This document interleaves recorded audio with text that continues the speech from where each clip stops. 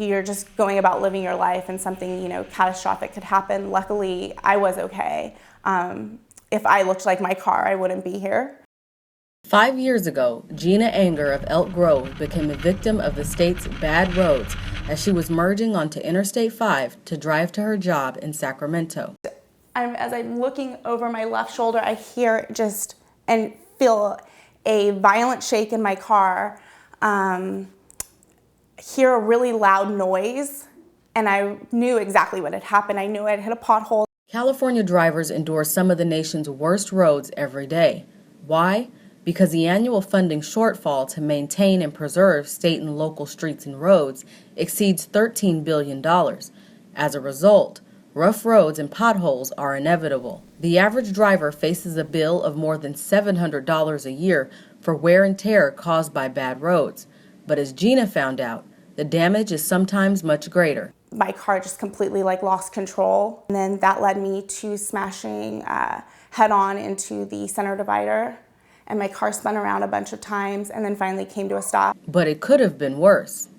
I luckily walked away with just being sore and then bruising from the safety devices that were put in place in the car. Unfortunately, Gina's experience is not unusual, as a San Jose family recently found out the hard way on one of the worst stretches of pavement in the state, Interstate 580 between Livermore and Tracy.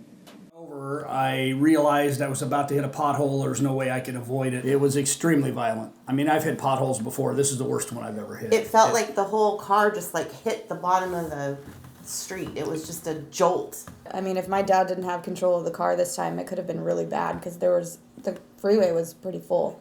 We could have been killed. I'm very thankful that none of us were hurt, and it's just a vehicle. It's time to fix our roads and help prevent what happened to Gina and the Blakes from happening to others. For the first time in many years, the governor and legislature appear committed to doing something about the problem. And the Alliance has conducted extensive public opinion research that shows that voters would support a highway fix measure, especially if it includes strict accountability on how additional revenues are spent. Personally, in my own opinion, it is one of the very few jobs that the government actually should have, is infrastructure, road safety. It's not anything I can just go out and fix a pothole on the road if I see it.